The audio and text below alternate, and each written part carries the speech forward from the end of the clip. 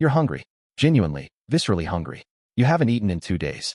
Your stomach is eating itself. Your energy is gone. Your focus is on one thing, finding food.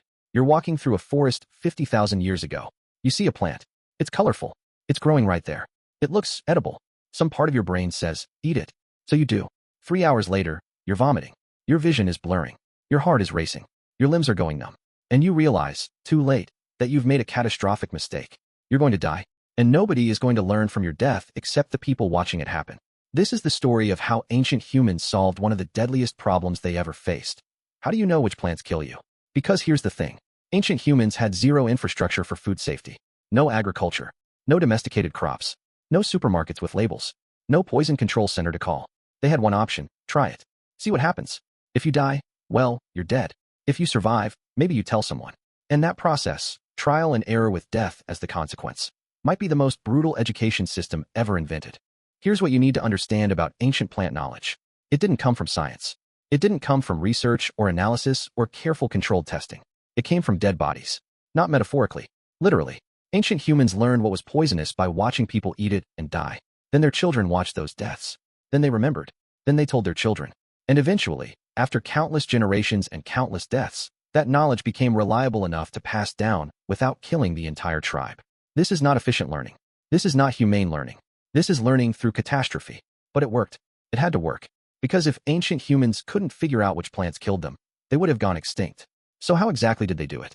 How did knowledge spread from that guy died because he ate this to, okay, nobody eat that ever? How did they identify which specific plant caused death? How did they distinguish between plants that looked similar but one was deadly and one was food?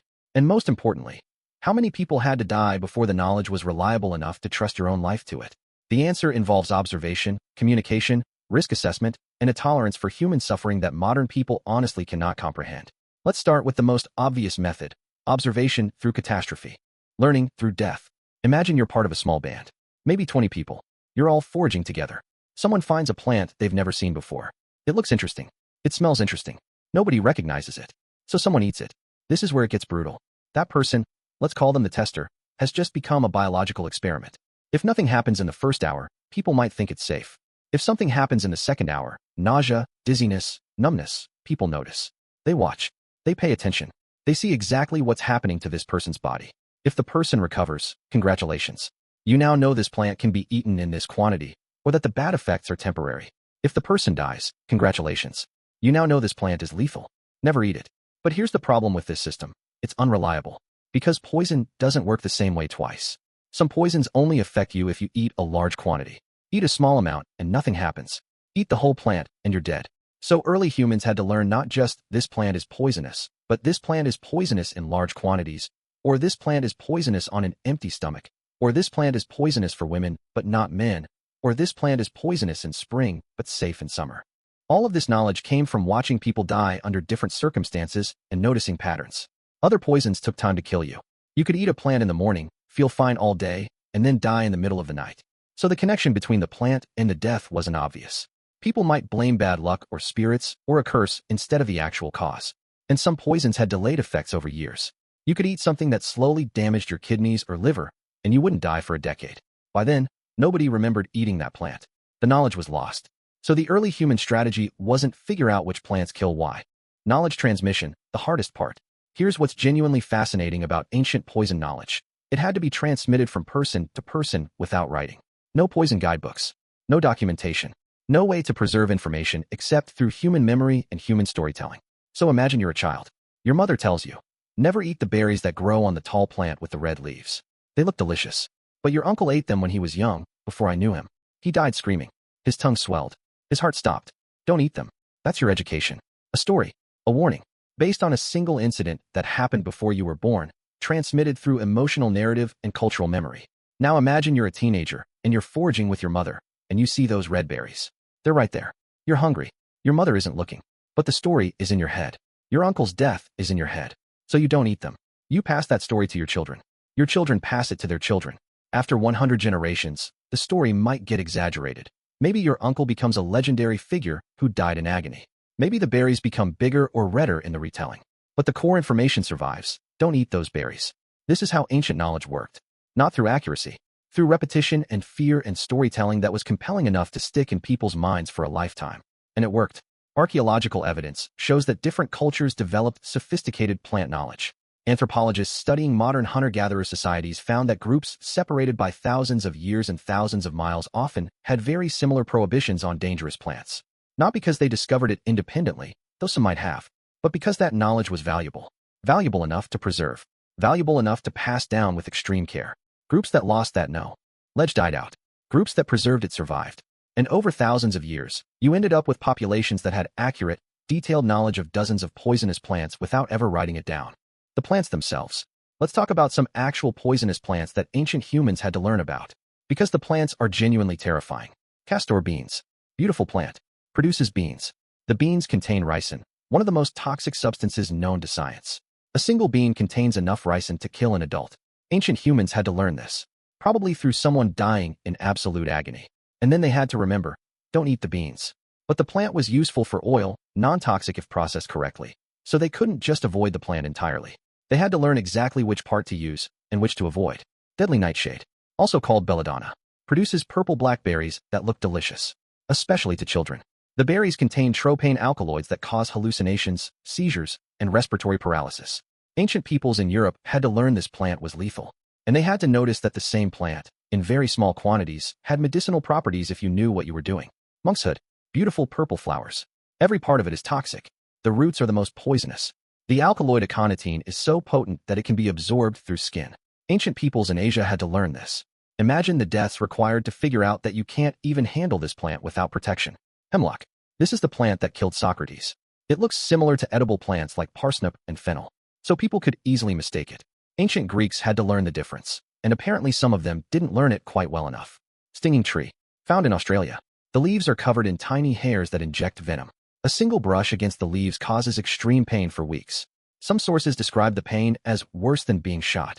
Ancient Australians had to learn this plant exists, probably through someone being in excruciating pain for weeks, and everyone being like, yeah, don't touch that. How did they tell the difference? Here's the question that should be bothering you.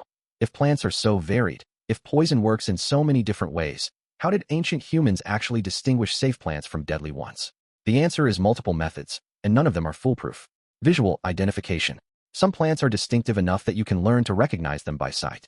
Deadly nightshade has specific leaf shape, specific flower color. Hemlock has a smooth stem with purple blotches. These visual markers become cultural knowledge. The plant with the purple blotches kills you. Don't eat it. Smell and taste testing. Yes, people actually did this. They would smell a plant, maybe taste a tiny bit, and based on whether it burned their mouth or smelled unpleasant, they would make judgments. This works for some plants. Many poisonous plants taste bitter for exactly this reason. Evolution gave plants chemical defenses and made them taste bad as a warning. But it doesn't work for all plants. Some deadly poisons taste fine. Animal observation. Ancient humans would watch what animals ate. If deer were eating berries from a plant, probably safe for humans too. If animals were avoiding a plant, there's probably a reason.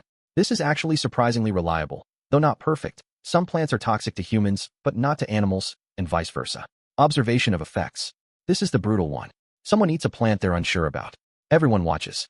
If they have a seizure, if their lips go numb, if they vomit, if they hallucinate, that's information. The next person doesn't eat it. The information spreads. This plant causes specific symptom. Don't eat it. Preparation methods. Some poisonous plants become safe if you boil them, ferment them, or process them in specific ways. This knowledge was especially valuable. It meant you could use plants that would otherwise kill you. Ancient peoples developed extremely sophisticated processing techniques, soaking, boiling, fermenting, that made toxic plants edible. Cassava, for example, is poisonous in its raw form but completely safe after proper processing. This knowledge required generations of experimentation and trial and error. The combination of these methods, visual recognition, smell/taste, animal behavior, observable effects, and processing knowledge, gradually built up enough reliable information that ancient humans could eat thousands of different plants without constantly poisoning themselves.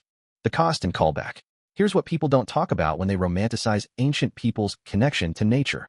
That connection was built on death. Lots of unnecessary death.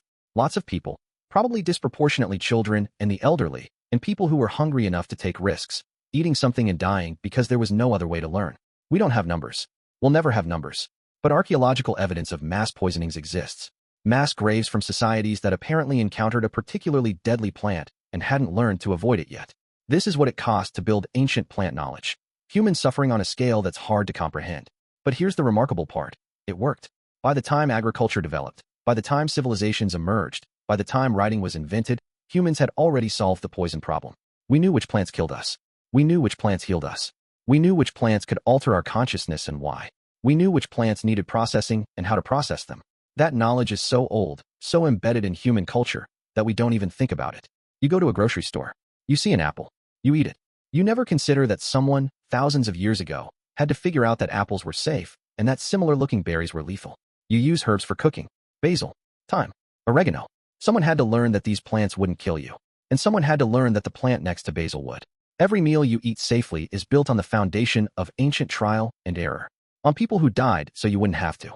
Next time you're eating something, next time you're picking a plant or a mushroom or a berry, remember this. The reason you know it's safe isn't because of science. It's because of death. Lots of it. Lots of people making the ultimate mistake so their descendants wouldn't have to. That's the inheritance you carry every. Thanks for watching. Like and subscribe for further knowledge-based videos.